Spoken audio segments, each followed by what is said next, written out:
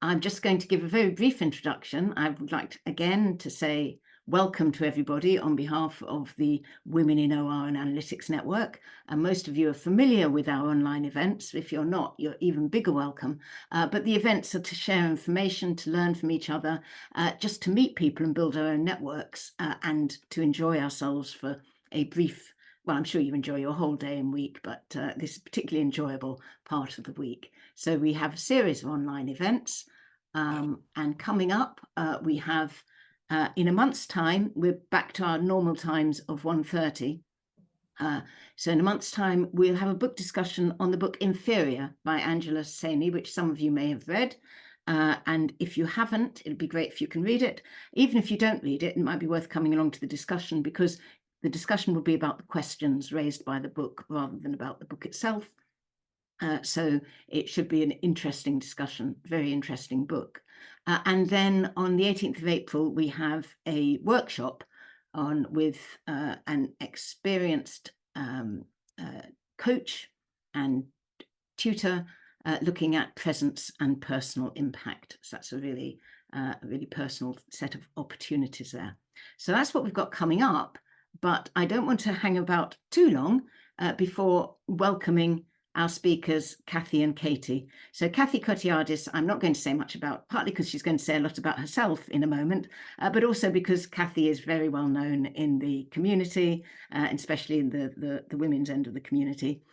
Katie Perry, really pleased to have Katie along. She is the Chief Executive of the Daphne Jackson Trust and has been for about 13 years, been working there for about over 20 years, I think, Katie, having originally started with a PhD in physics. So I think quite a few of our own members also have started with PhDs or first degrees in physics. So I am going to stop presenting now, and having said, absolutely fantastic to have you today, Kathy and Katie.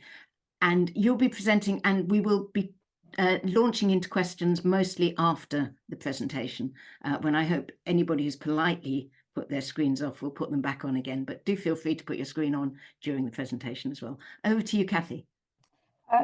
Hello, everybody. I hope you're enjoying your lunch. Just to say, I'm just having a look at all the names now. I'm not sharing for a second because it's lovely to see everybody here joining us today. And I was a bit worried for a second that nobody would come, but it's great. I'm feeling quite relieved that there's an audience. I'm going to start sharing now, but give me a second.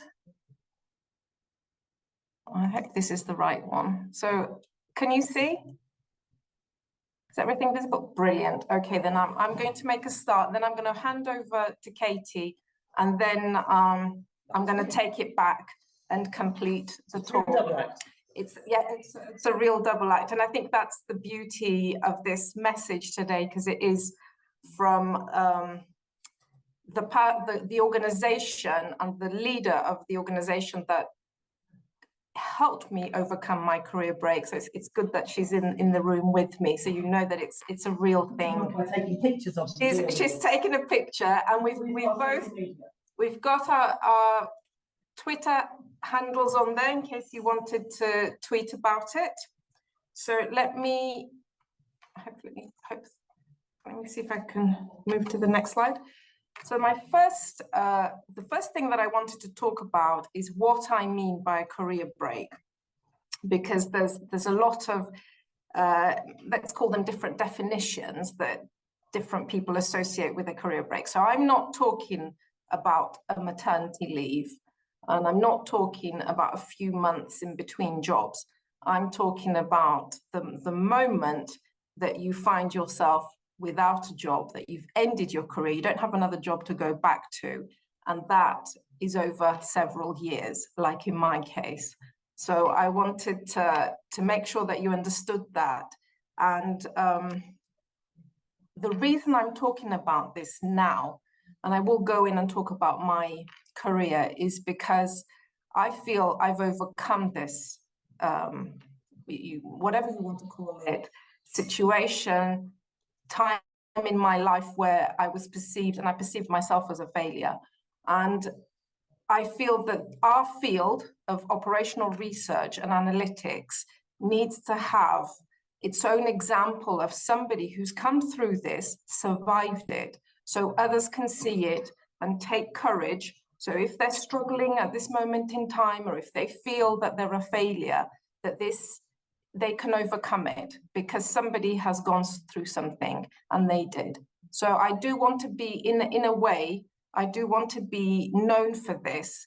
And I felt it's time for me to speak up and tell people my story. So it's not just my immediate collaborators or a few friends that know, but everybody knows exactly what I went through. I want to help people avoid it if they can.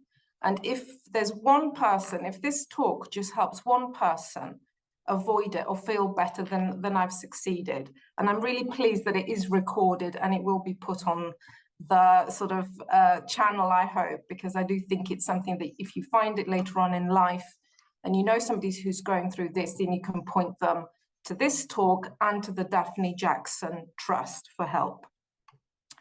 So what I'm going to do now is, because I'm a model, I'm going to stop sharing and share a model because I want to talk about my career progression. So I'm just going to stop sharing because I need to share, oops, escape. Sorry. I haven't shared my model yet. Just give me a second.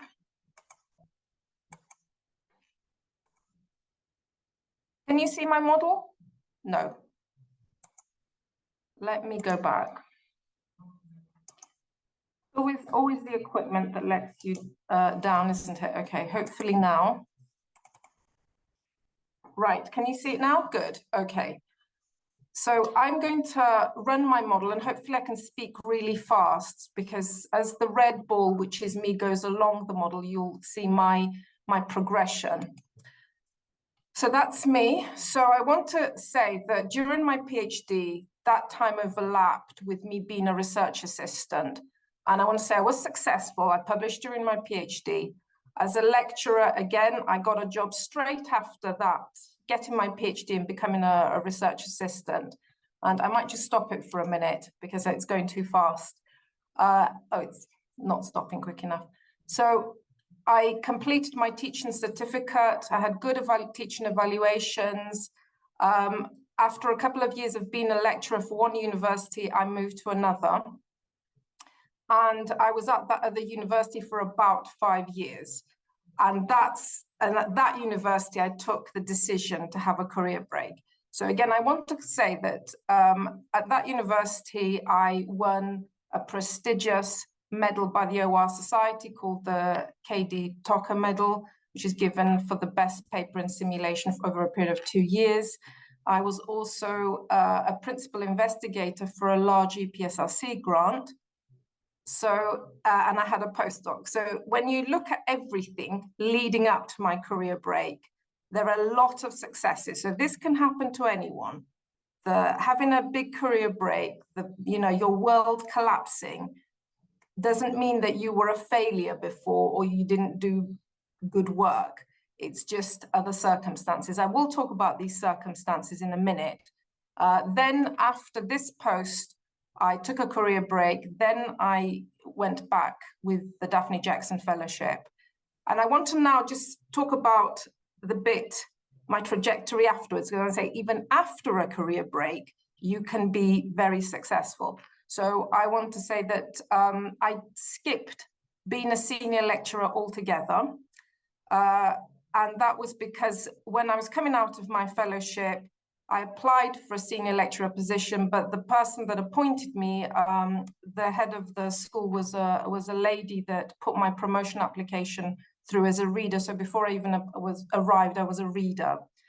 And during that post, at that university, because I was 2 years then I went to my current university, I was the director of research and knowledge exchange. And then in my current university, where I was promoted from reader to professor, I also held the post of associate dean for graduate studies. So what I want to say with this model, so let me see if I can continue running it now. is that you can have all this. It doesn't mean that you were a failure before and you're not going to be a failure afterwards. These things can happen. It really can happen to anyone. So now I'm going to go back to the original slides. Hopefully I won't mess up the sharing bit this time. So let me see now if I see it. It's because I don't use Zoom as much. I can't. Let me see all the windows now. Right, so now I'm going to talk about what happened leading up to my career break. I know my slides aren't sharing quite, so give me a second. I'm not sure why it's... So I want to go to share display settings. Presenter Just a mode. second. That's it. Okay, that's the problem when you come out. Good. Okay, so now this was the post that I decided to take the career break. So you've seen my entire journey. And I was an assistant professor at a Russell Group University. I was in a very demanding work environment. A lot of men were around me that had stay-at-home wives that were ironing their shirts, cooking their dinners, looking after their kids. And I was quite junior, so I had a huge teaching load. And a lot of the women that were in my environment, the majority of the women were sort of a little bit more focused on the teaching side. At that point in time, during that post, I had my first child, and I found myself, you know, going through the difficulties of being a new mum without much family support and a husband that was working away. So my circumstances were especially bad. And on top of that, my child had considerable health problems that required a lot of hospital appointments, trying to manage illness continuously on top of sleepless nights that you would get anyway if you had a baby or a toddler. So I believe that all women that have their first child have challenging circumstances, but I think I had some additional ones. On top of that, whilst I've shown you with that slide that I had successes like the medal and the grant, I actually thought I was a failure. So I didn't celebrate any of that. And this is something that I think is a problem within our system, that there was no encouragement. That was the norm there, that people would do well. So nobody was ever told, oh, well done, you're exceeding expectations or anything like that. And no one was talking about the issues that I was facing, you know, trying to manage a sick child work or just a child and work. It was a very lonely time, I would say. And there were no networks like there are, like women's networks to turn to. Of course, I took my career break in 2011. So at the end of 2010, moving on to 2011. And that's obviously a long time ago and things have moved on. But at that point in time, I felt very, very alone. At the time that I took my career break, I felt absolutely mentally and physically exhausted, that I just couldn't go on. And that was why I took it. It wasn't even a question that I had a good discussion with all the consequences. I didn't even care about the consequences. I didn't feel that I could go on. So I said, I'm going to quit. And I didn't feel I could go into another job because I was burnt out. And I mean, now I'll hand over to Katie in a second, and she will talk about career breaks and what does she find in her experience. But I suspect, having spoken to a lot of fellows, that that's the point, that's how you feel when you're going into it, absolutely exhausted, and that you have no other option. And this is a point where management somebody could have pulled me aside and given me another option, but that didn't happen to me. So now I'm going to talk a little bit more about the career break before I hand over to Katie. So what were the benefits? There were some benefits, not everything was bad about it. I moved away, so I moved closer to my husband, and that helped share the responsibility of the child. I felt immediately relieved that I didn't have all these pressures on top of me to publish, to do this, to do that, teaching, marking, deadlines. I'd managed to sort out my son's health problems in a remarkably short amount of time because I was able to focus on him.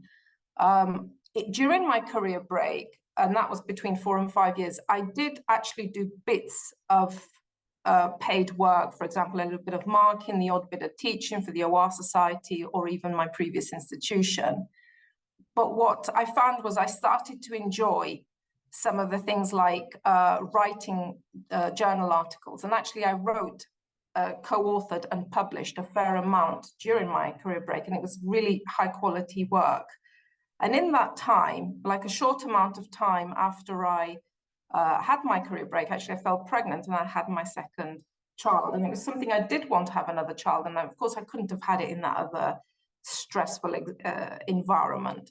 Now the challenges during that time, and especially towards the end, were that I felt incredible embarrassment, and I felt that I had no value and felt worthless.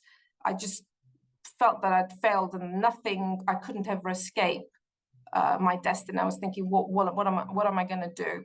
When I applied for jobs, I wouldn't be shortlisted for it. I was never shortlisted for them, regardless of the fact that I was publishing. I had no money, no regular income. So I had to do the childcare myself. I put my son into sort of like a nursery that would take him for like a couple of hours in the morning every so often, but that doesn't give you a huge amount of time. You just about do a bit of housework, that's it. And at the same time, my marriage was falling apart because I mean, I wasn't happy and I wasn't exactly in the environment that I wanted to be. I had no purpose and I really didn't know what to do next.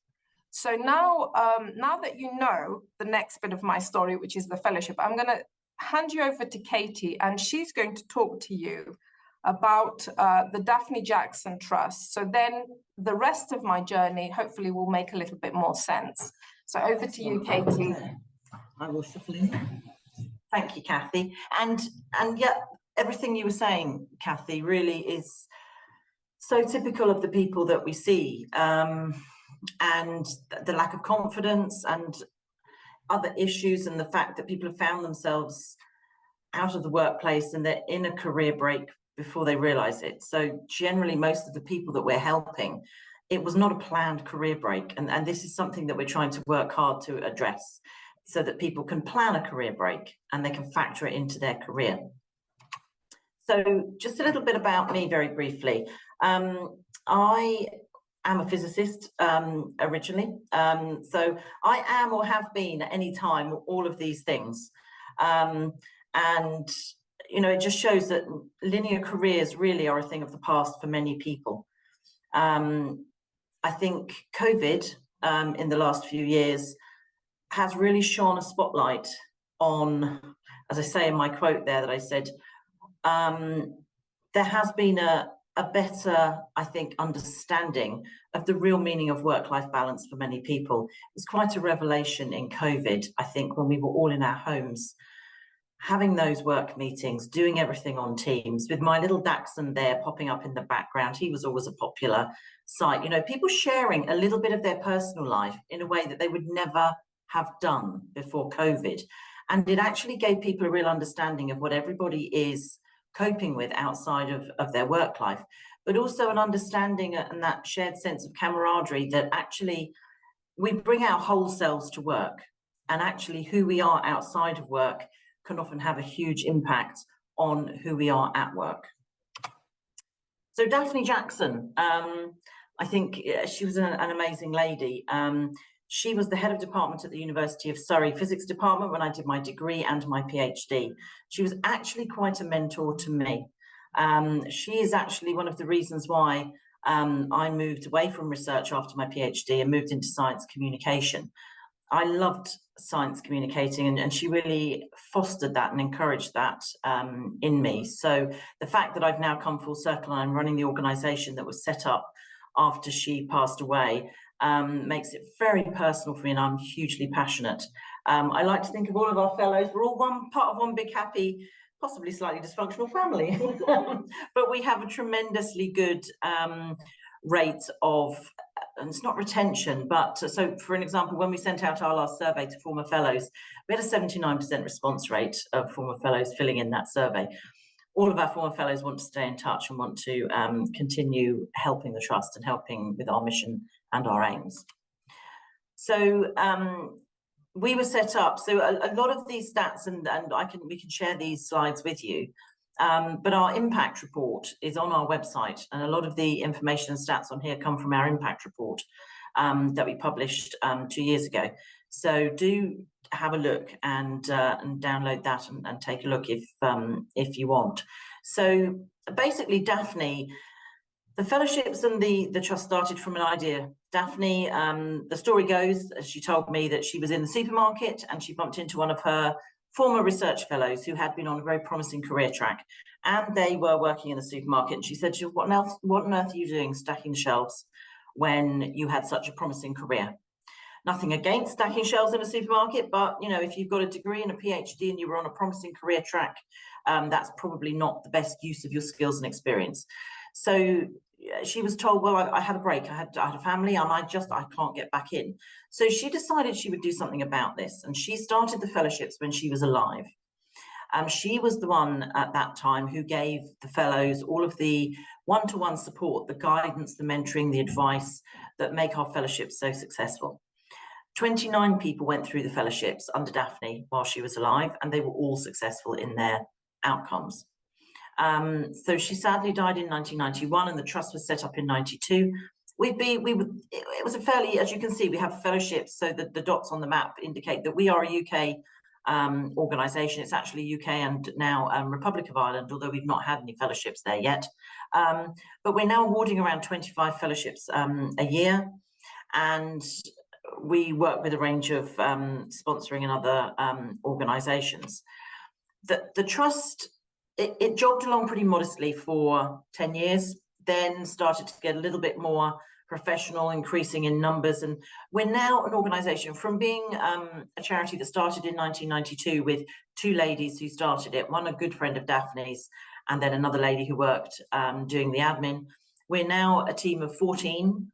I'm the only one that works full-time, everybody else is part-time, so we have an equivalent of 8.7 FTE. And I think for that number of people, we're a fantastic close-knit team that work tremendously well, and I think really punch above our weight. But still quite small, and that's why I love to get out and speak to people, because word of mouth is still the most common way that people hear about us. As Kathy said, tell friends, tell colleagues, tell family. If you know of anybody who could factor in a career break into their career, or are on a career break and would like to return, then do please spread the word. So our fellowships are individually tailored. We're still small enough that we can tailor each fellowship. We facilitate the fellowships. So we organise them, we facilitate them, but the fellow themselves becomes an employee, a temporary employee of the host organisation, and all of the fellowships are sponsored by a range of organisations that have an interest in the research that's undertaken. For the individuals coming back, you'll see on the right-hand side there, we have some eligibility criteria. The break has to have been at least 2 years. You have to be in the UK or Ireland with a right to work. The reason for the break has to be for a family, caring or health reason. And 72% it's family reasons. So that's either women who've had children or men who've taken the primary caring role for children. Caring responsibilities, and that's maybe care for other relatives or elder relatives or older children, is 21%, and obviously health is 7%. The average length of career break, so actually this is a little out of date now, because the longest career break we've dealt with is actually now 21 years. But those few who are on the longer end of the scale, some of them have been incredibly successful. But on average, it's 7 years. I'll give you a typical, and I hate sweeping generalizations as a norm. However, quite often something we see is that somebody has one child, they have a maternity leave, they then subsequently have a second child or third child, and as childcare becomes more complicated and expensive, they realize that actually it's not cost effective to stay in the workplace, and often many of them will step away at that point. And it's then when the youngest child is back in school that they will start to think about themselves again, or they find us, or somebody mentions us to them and they think, wow, I didn't realize there was a way I could get back to my career. And many of our applicants say that, oh my gosh, I'm so grateful that an organization like you exists. I thought that was it. I was away from my research and I would never get back. So it is lovely to help people. And as you know, Kathy, we're very tailored. So each applicant has a fellowship advisor who is their one main point of contact. And, it is really centered about the person. We're not looking at putting people back into universities where they'll be used as an extra pair of hands or to do someone's pet project. We are absolutely focused on our returners, getting them back in, taking it out of their break, because the fellowship is usually part-time. They're now pretty much all 3 years, and you do a challenging research project alongside an individually tailored retraining program. And that depends, your retraining program depends on what you were doing before, what stage you were at when you took your break, and what you want to move into. So what we want, this personally tailored approach allows us to do is, if somebody needs to shift their area of expertise, and we've had some slight shifts from complete changes. One of the ladies who'd had a long break, she was an environmental engineer. Prior to her break, she had 3 children, one of them severely autistic. That ignited in her a passion for autism research, and she has now returned as an autism researcher. So she's done a complete shift. We've had another lady who I remember, who had a maths and statistics background. Before her break, took an 8-year break, realized that bioinformatics was an emerging field when she was looking to return. So used the fellowship to learn all of the biological skills she needed to then launch off into a new career in bioinformatics. So it's the flexibility afforded people by our fellowships that I think is one of the reasons why we're so successful. Do you know, I'm probably going way over time here. You're okay. I'm okay. That's okay. So, so some of these stats I've put on here come from our break, and we tried to put a figure on it. So I think some of these stats on the right, so for every £1 invested in a fellow, they will go on to secure £2 in research funding. We're saving over the last 2 decades 1,250 plus years of research experience that would have been lost to the sector without our fellowships. We couldn't run the fellowships though without our sponsors. When I became chief exec in 2011, I wanted to try, and we were quite reliant on the universities with whom we were working and also the research councils, but I wanted to try and broaden that portfolio of sponsors. So we have sponsors in 5 main categories. UKRI, and now we have expanded our remit to include arts and humanities. We did that in 2020. So we were originally a STEM only organisation. We're now across the board. It's research in all its forms and across all subject areas. And wow, believe me, some of my fellowship advisors have been on a steep learning curve learning about arts and humanities, but they are absolutely loving the challenge. So we have UKRI, we also have the universities with whom we work. We have learning societies and professional institutions, industry, and then other charitable organisations. So we do work with a lot of the medical research charities and others, but in broadening that portfolio, it made the trust a more secure, it made us more secure financially, and not so reliant on, it reduced the element of risk if, UKRI are about to have a general election and probably another spending review. So you know what, you can't guarantee anything. So I like to future-proof us going forward. So a lot of these stats we've taken from a combination of our former fellows survey, combined with a barriers survey that we did in conjunction with some of the Wellcome Trust's Research Career Re-entry Fellowship cohort. They've sadly stopped that scheme now. So I think we are the only organisation in the UK with offering fellowships like this, apart from the odd one or two who just do one fellowship per year. But means that some of the data that we can get here are quite good and quite indicative of what's going on with regard to our former fellows. Thinking about it, I mean, it's nice to have statistics, but actually in talking to the fellows, and one of the things, if any of you are interested, we run a conference every 2 years. In November this year, we will be having another one of our conferences where we'll probably have around about 100 current and former fellows there. It's quite a thing to come along to those conferences and actually meet a whole bunch of them at once, because, you know, they really are inspiring and they are what sell the organisation.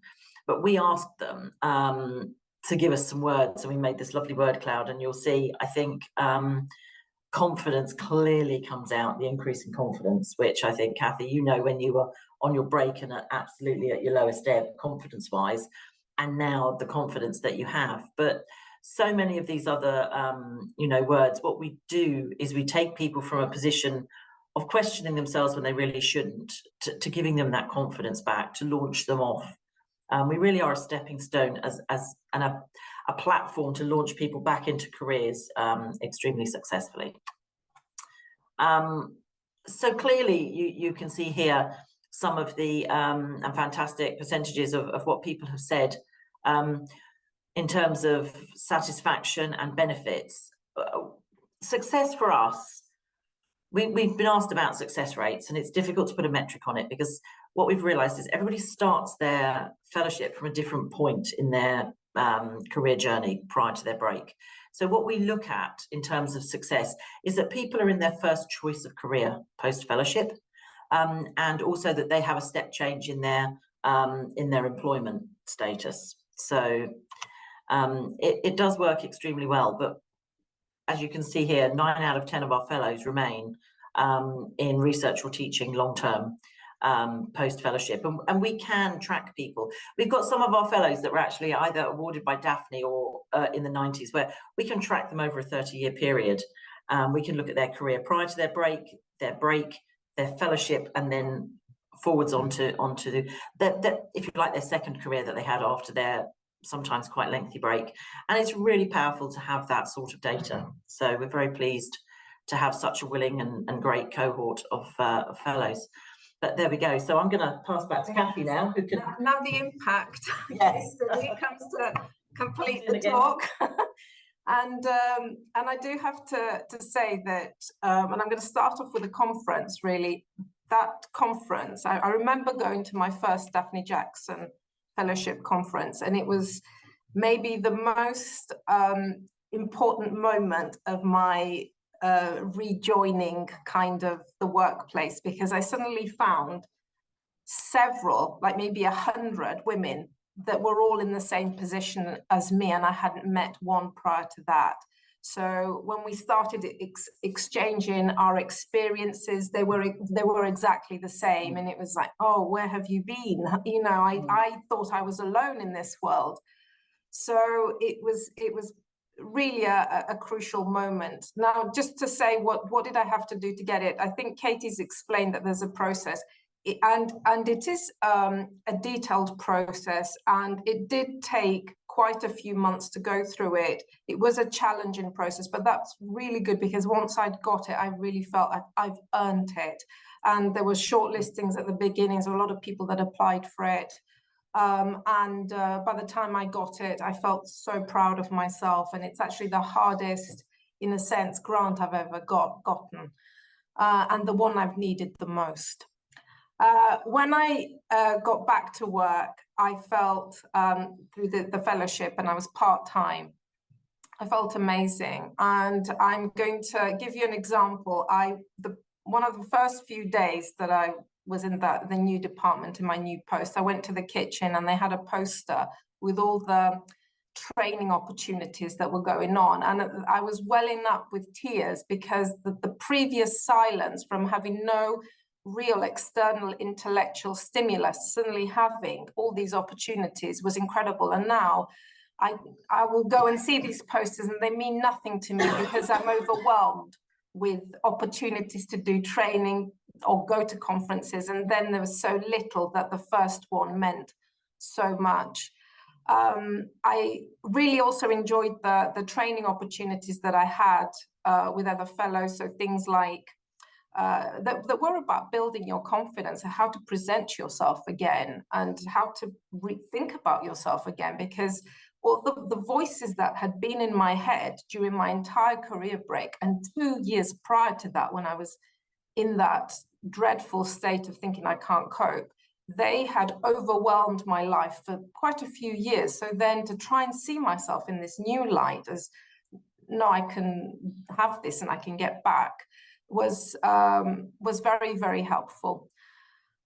When I got the fellowship, I think I started applying for jobs quite quickly. So I didn't wait because I understood this fellowship was to get me into my next post. So, and it was incredible because 3 months later, I applied for a job and I was shortlisted. I didn't actually take that job, but the difference was that 3 months earlier, I wasn't employable. But the minute the fellowship was on my CV, I was perceived as employable, which is incredible. But there were also the negative aspects. So I remember going to a job interview further down the line, a job that I didn't take in the end. Actually, I don't think it was offered to me, in fairness, but the chair of the panel asked me, why don't you try and hide your career break on your CV? So it immediately made me think, okay, so this is something you think I should be shameful of. So these were a lot of the perceptions, though. He just voiced what other people were thinking. And I didn't try and hide it because then I would have been accused of hiding it. And I don't even think you should be hiding it. I don't believe in that. Now, because I've already explained my path and I sort of talked to you about going into my next job as a reader and then eventually getting promoted, what I want to sort of put forward more is how I felt about these transitions after the fellowship. I was really blessed to have a lot of help and support from people that I knew in my field, whether these were referees that were prepared to write a reference for me, or people that said a kind word, supported me. All of these people I'm always going to be grateful to them, too many to name, and both men and women. I was so happy to have survived the career break, to be out of a short-term contract and into permanent employment. The experience of reaching rock bottom, because I had reached rock bottom, and it wasn't just for a moment, it was over several years, and turning my situation around with the support of the fellowship really transformed me. I felt that I'd survived something incredible, and I felt completely determined after that. That's why I didn't mess about. I celebrated my achievements. I made sure I spoke about them. I had them recorded properly on my CV. All the mistakes that I'd made in the past, the insecurities, I'd started to address them. And I have to admit that I also felt incredibly angry. And that's why I've got the picture of the Hulk. But at least I could direct my anger, because I don't think what happened to me should have happened to me. I could have avoided it. It could have been avoided in a different system, under other circumstances. And I'm not to say that I'm completely blameless in the whole thing, but I do think that the system isn't supportive enough of women, new mothers. So there are issues, but I was able to direct this anger, to put it into something more useful. And I realized that I had to fight for myself so I could direct it into that, progress to get to the promotion.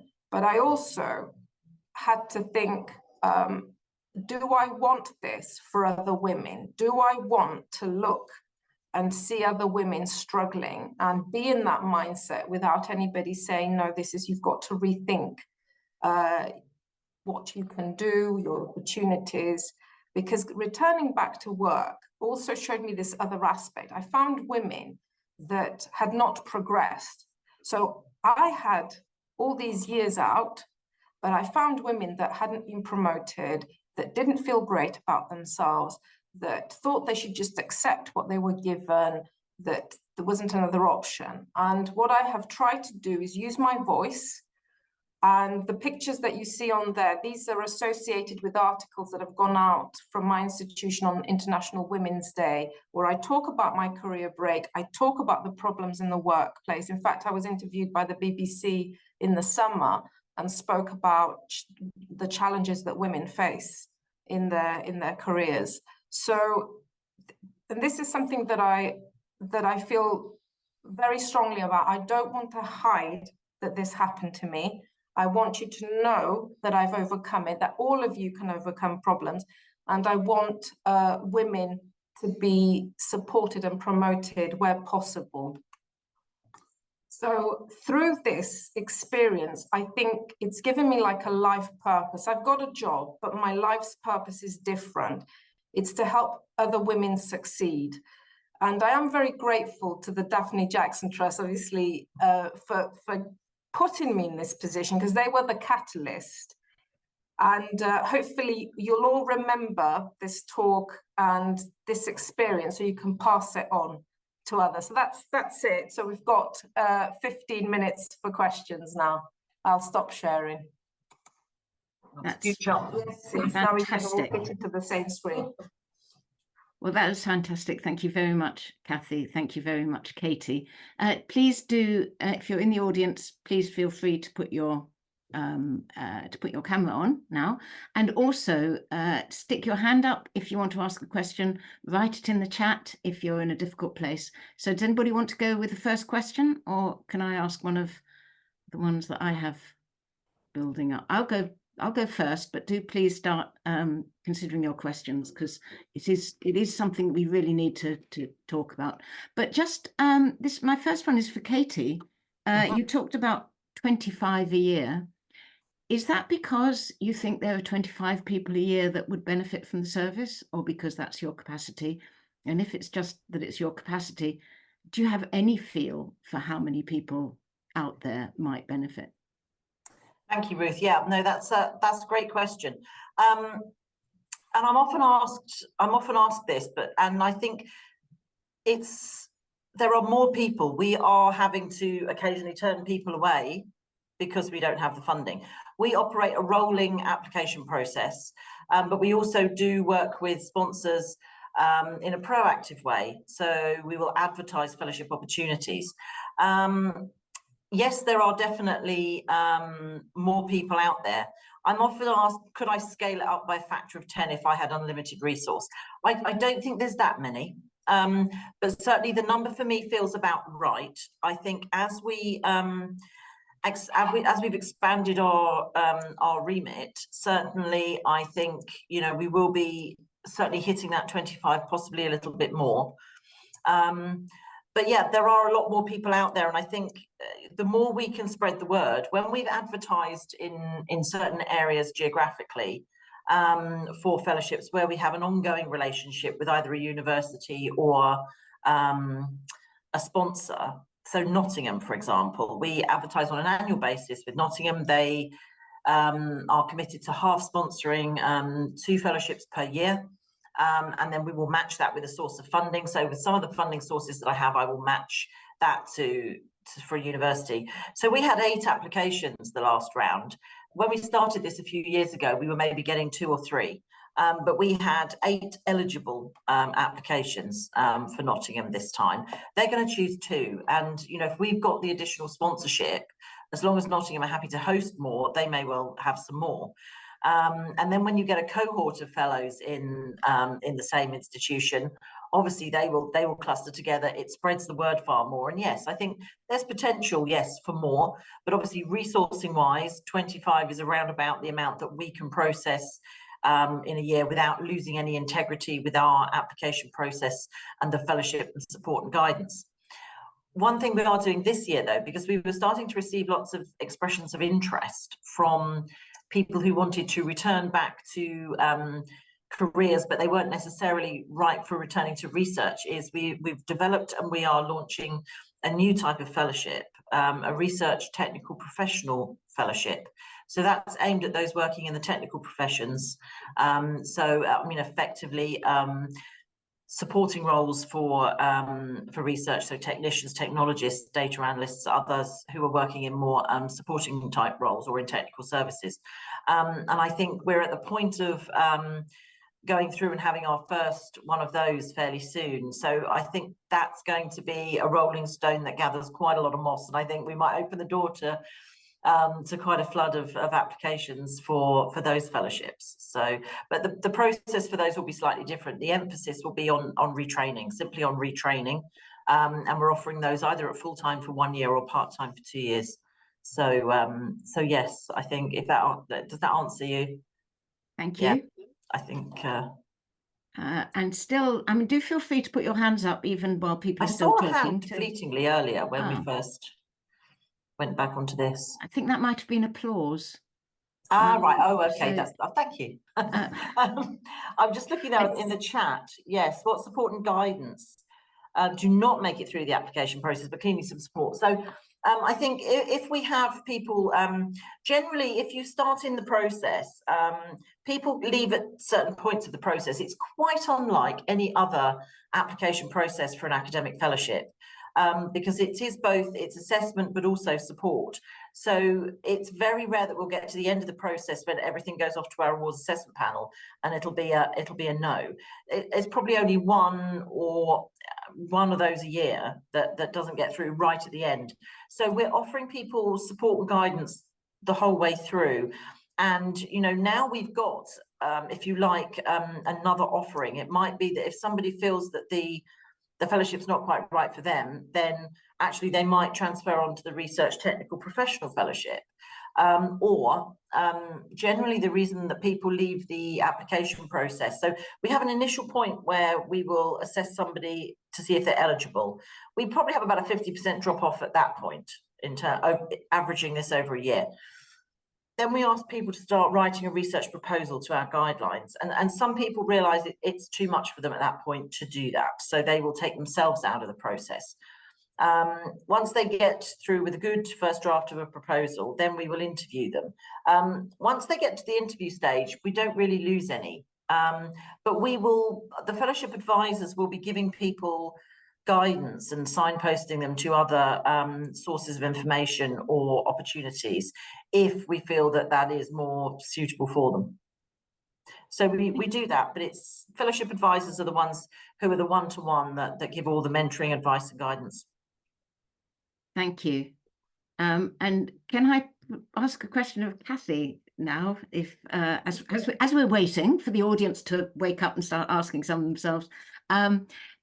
Kathy, one of the things that you said at one point towards the end was that this shouldn't really be happening at all. So can you see now things that you would like to, or can you suggest what it is you would like workplaces to be doing to prevent this happening? And is this something that you are able to implement in your own workplace, or is there just too much in the way? You're basically commenting on the broken system. Well, I think it's good line management as well that's at play. So if you have not just line management, but the broader organization has to ask more questions. If somebody's leaving and they don't have a follow-on job, questions should be asked. Why are you leaving? Do you want to take a year out instead and maybe return to us once you've sorted out problems? But these conversations, there needs to be more of a process. That these didn't happen with me. I may have given good reasons. My child is sick. I can't cope anymore. I need to go. But nothing else came about after that conversation. So I think,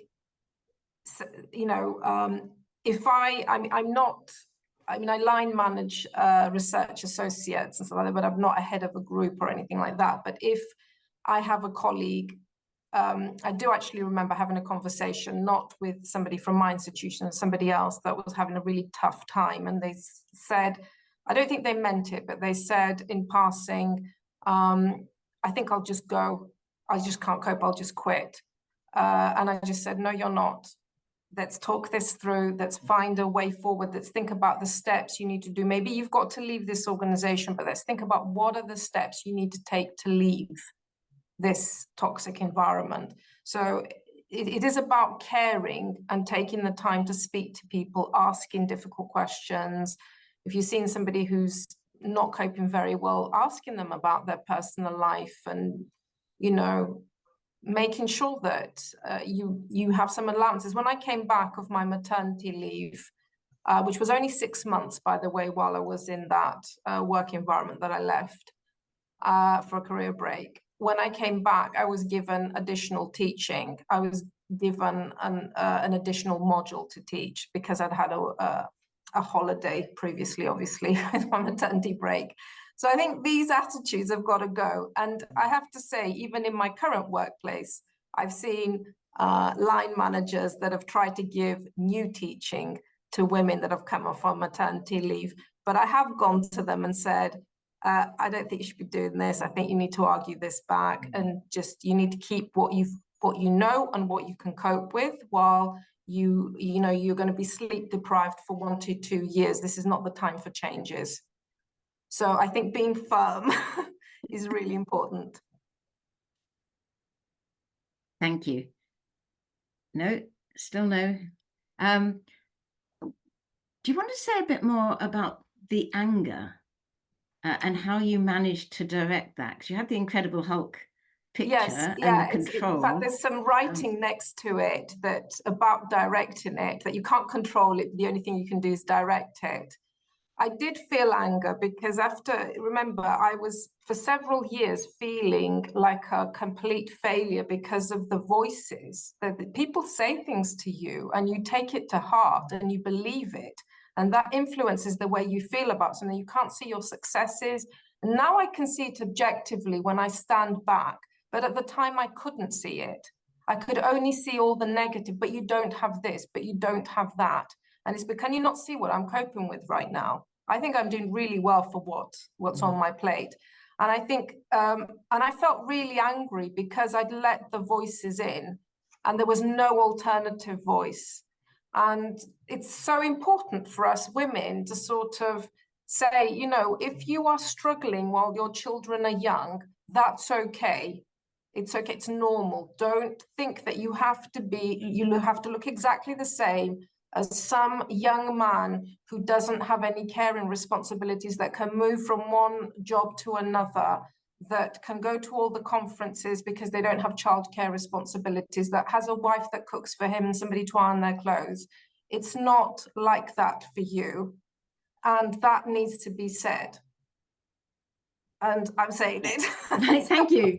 And I think we should perhaps also say for the record that there are plenty of men, especially over more recent years, who have taken I think as attitudes change, Ruth, there are more men that have to do that, and therefore they're coming through in the fellowships. But at that point in time, that was not the case.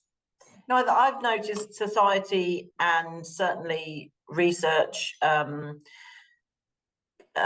society's changing in that, I mean, we opened the fellowships to, well, we now say not just women, from 2003, and we're running at around 15% men, typically, so it's good. So I mean, we've developed and changed the organization as society has changed, and as people are in far more equal careers often, sometimes it makes sense for the man to take the break rather than the woman, but they do find that they've got those same problems that you had, Kathy, often coming back.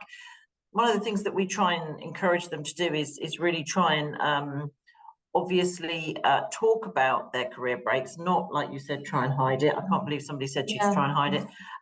But also, you know, when they come back into the workplace, they're bringing all the skills and experiences that they have picked up along the way in having a career break. that all of those sorts of things really, I think, are forgotten about in many cases. Thanks. And I can see Marta's put a reflection in the chat. I think it goes, this chat is not quite the right word for thoughtful reflection about where we should be and thinking about the difference and the importance of parenthood and recognizing the place of parenthood in society. I don't know if you want to add anything to that, Marta, or if Kathy or Katie can lightning read it and comment on the points that you've made. Do you want, first of all, Marta, would you like to add anything to what's there? That gives Kathy and Katie a chance to read what you've written, and gives all of us a chance to read what you've written, and then. Well, no, it's just I've got quite often feeling that, you know, that it's being drawn as a negative thing. I gone through maternity, and, you know, and I find it very positive experience.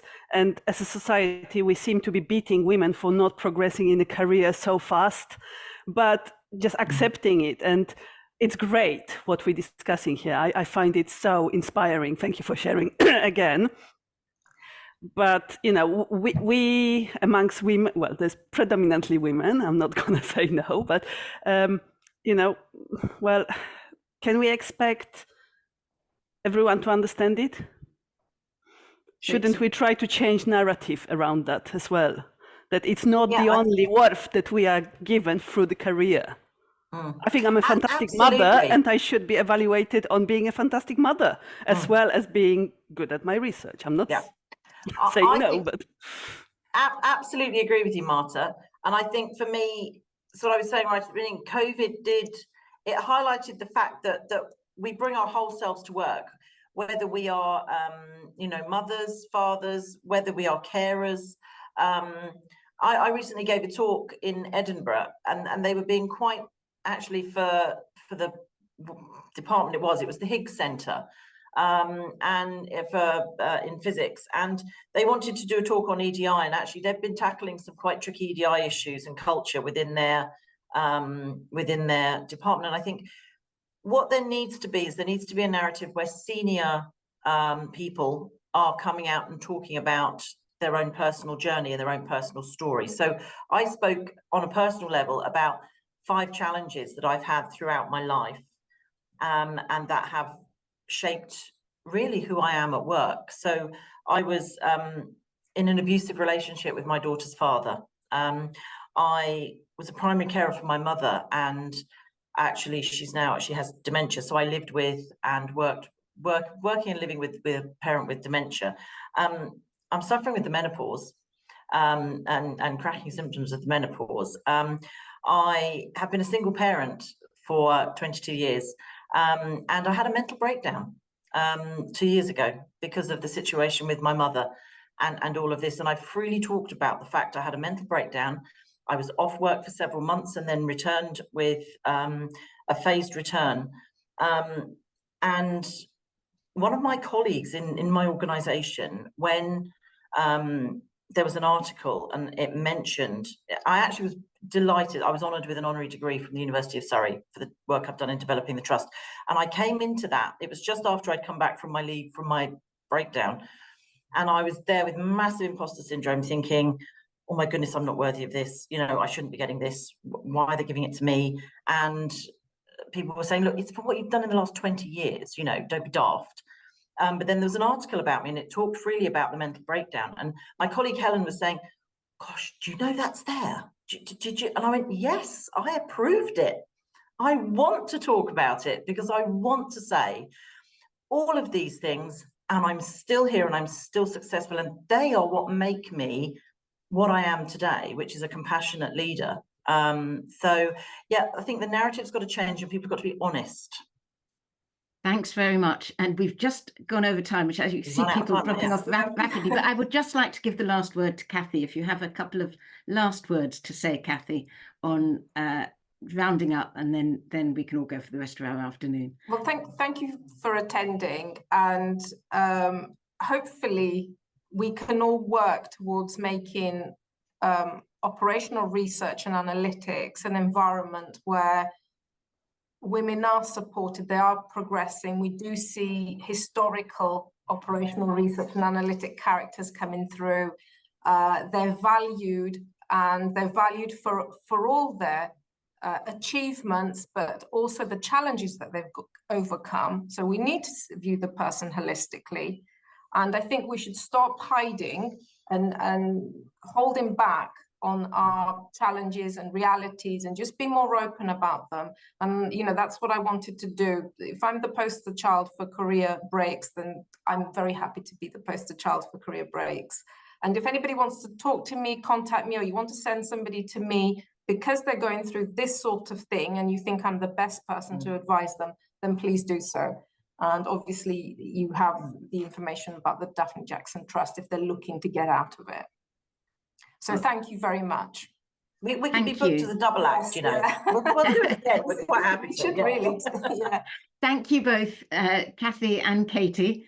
An absolute It's pleasure. been really nice, and thank you for your openness, thank you for your sharing, and thank you for all the work that you're doing to bring about change. So, and thanks to everybody for coming.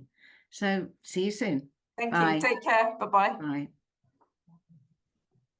Shall we go, Ruth, or do you want us to hang on? If you would like to hang on and Okay, I'll have hang some on for a feedback, minute. then yeah, it's Francis, what happened to all your questions? My brain was just going off on one, and I tell you where I was stumbling. I was thinking, God, I'd love to have had the luxury of a career break, but as a single parent, I daren't stop working. And if I'm really honest, I was stuck there. I was stuck with that thought, thinking, gosh, a career, though all those years I struggled. A lot of what you said, I completely relate to. Of course, a lot of your comments were about working at Warwick. So I completely understood them. Yeah, I didn't say it, but it was. But I mentally couldn't get beyond, jeepers, what would have a career break have looked like?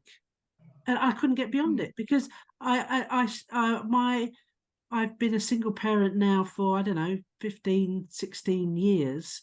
And he left when my kids were 3 and 5. And I had to go on working. And then I was on the naughty list because I wasn't publishing in the top journals. So I felt completely shit and still carry a lot of that baggage now. So I couldn't get beyond it. But I was listening to all of it thinking, what a fabulous organisation. And then my brain was going off thinking, you know, are there organisations that help people who struggled like I did, but who didn't have a career break? And so I couldn't get beyond that, I'm afraid, Ruth. That's where my brain was going. I was sort of taking ideas and just trying to. Well, it's just airing those thoughts, but maybe you didn't feel safe. Didn't feel safe airing them in something that's going to be recorded and put on the website forever. I started writing something down, and then you said time was up. Yeah. You should have said it. And you know, when I came out of my career break, when I started the fellowship, my little one was 2 and a bit, and the other one was in reception, I think, or year 1, something like that. And I have to say that my marriage had sort of, as I was applying for the fellowship, during that bit, he'd gone. And after that, I've been a single mother like you, Francis, from then on, having to do that. And yes, now, of course, I couldn't take that time off. But in a sense, I also think that it was a false economy taking it in the first place. Like, I thought I'd escape, but I didn't really. I don't know. I think you had some, I mean, the bit that really struck me was, okay, you didn't have money coming in and you weren't in a job, but you actually had mental space. And I did. You know, all those early years, I was so busy doing overtime teaching to bring in more money so that we could survive, that my research suffered. Yeah, it's if the higher quality papers that I have were all written during that time. Yeah, makes you think. See, Francis, this is why I love getting out and about to people to talk about trust, because I mean, obviously we're not in a position to help you now, but I don't want to have anyone have the same experience as you. I want to make sure that people know that we're there so that they could plan a career break, because still we help people that have found that they're in a career break before they know what's happening, or like you, they're struggling and could really do with a break. But if people know that we're here and know that there is a way back in, then maybe more people could plan to take a break. At Warwick now, we've just claimed Athena Swan Gold, And I was just wondering to what extent they know about your. We have had fellowships at Warwick. We've just had a lady actually who finished at Warwick. Her name's Jenny Speaker, and she's gone off to be a reader at Loughborough. So, I mean, none of them obviously in your research area, but certainly we have had a few fellowships at Warwick. One a chemist, and Jenny was a physicist. But it might not be that, I don't know that, I'm sure it's bad throughout the university, but I don't think I think the business school was pretty unique in its sort of environment. Is there something you could send me that I could pass on to, because we've got, I'm on an EDI committee, but I'm under the wellbeing heading, but we do have, I think we've got women's people there. That Certainly. could you send me something and I can Absolutely. I can pass it on to them, because I think Yeah, we'll do. I'll pass on your email, Francis. Thank you. Yeah, Perfect. Yeah, I can do that. I thought that was a fantastic session overall. Because it got so many people thinking. And Eleanor, my colleague, was there, who has got two children, and so I'm going to have a conversation with her in a little bit, and just see what she thinks about it all. Hopefully we weren't too vanilla. Not at all. No, So no, you weren't vanilla. I don't think anyone could accuse you ever of being vanilla, Kathy. Okay, good. Don't worry. Yeah. It works very well though with me and I've done this before with former fellows Right. in other institutions actually, and a little bit, from both. I give the sort of the trust, and then the fellow gives their personal experience, and it works really well. What I failed to do was I was going to put we're still experimenting with the way we get feedback, and I decided to put the link to a feedback form in the chat. But by the time I was just preparing to click it, and people started leaving. So I shall ask Karen if you can circulate a feedback form. I shall send you the link and ask if you wouldn't mind circulating it. But still recording us, Karen. Will you chop it off at the end of the talk? Yeah, chop off the bits where I'm struggling with the equipment too. Just sort of make it seamless, so it looks really professional. They were fine, Kathy. We'd better let you go though, Karen, because you did say things were hectic. Guys. But thank you so much, Kathy. Thanks so much, Katie. Thank you. And bye. Yeah, see you soon. Bye. Bye.